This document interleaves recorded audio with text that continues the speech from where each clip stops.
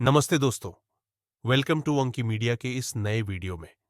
आज हम लेकर आए हैं एक ऐसी कहानी जो इतिहास के पन्नों में शायद कम लिखी गई, लेकिन जिसे सुनकर आपका सीना गर्व से चौड़ा हो जाएगा। यह है महाराजा गंगाबख्श रावत की कहानी।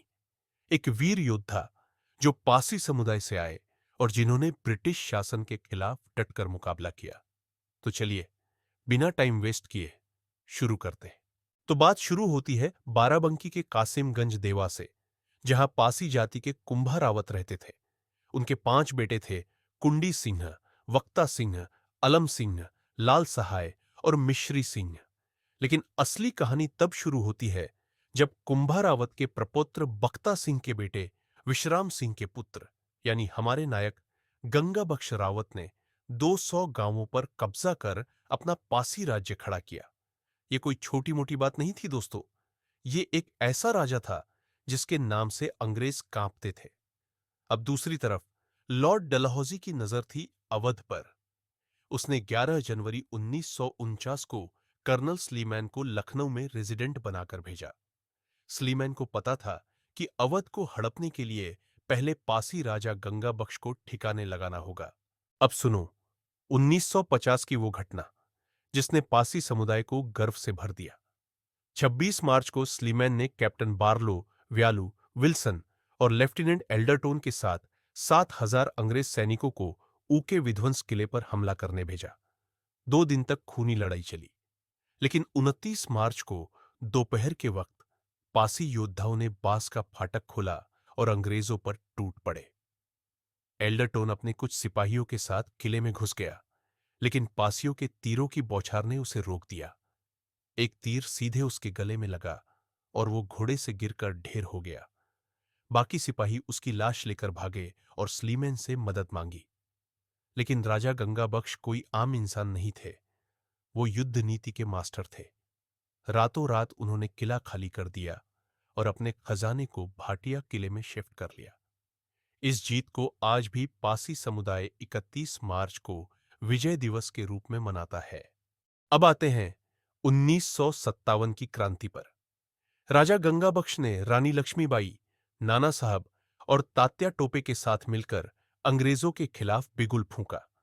लखनऊ से कानपुर तक उन्होंने हजारों किसानों और मजदूरों को जोड़ा। एक बार बक्सर में अंग्रेज गंगा नदी के किनारे शिव मंदिर में छिप गए। ठाकुर यदुनाथ सिंह ने उन्हें बाहर आने को कहा, लेकिन अंग्रेजों ने उन्हें गोली मार दी। गुस्साए लोगों ने मंदिर में आग लगा दी और ज्यादातर अंग्रेज जल मरे। लेकिन दोस्तों, असली ट्विस्ट अभी बाकी है। स्लीमैन ने नवाब वाजिद अली शाह पर दबाव डाला कि गंगा बख्श को पकड़ा जाए। फिर एक धोखा हुआ। वासीह अली खान, जो राजा का दोस्त था, कुरान लेकर आया और कसम खाकर कहा कि नवाब शांति चाहता है। राजा के दोस्त भूरे खान ने कहा, भरोसा मत करो। लेकिन गंगा बख्श ने कुरान की कसम पर शक नहीं किया। वो अपने बेटे कुंवर रणजीत सिंह के साथ लखनऊ गए और वहां 1,000 अंग्रेज सिपाहियों ने उन्हें गिरफ्तार कर लिया। 28 दिसंबर 1961 को काशी में एक दिखावटी कोर्ट ने राजा को फांसी की सजा सुनाई। कहते हैं, मां चंद्रिका देवी के आशीर्वाद से रस्सी 2 बार टूट गई, लेकिन अंग्रेजों ने तीसरी बार उन्हें फांसी पर लटका दिया।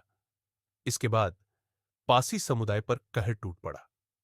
1871 के क्रिमिनल एक्ट ने उन्हें जन्मजात अपराधी घोषित कर दिया।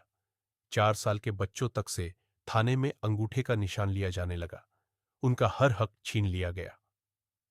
और वो धोखेबाज वासी अली, कुरान की झूठी कसम का बदला उसे भी मिला।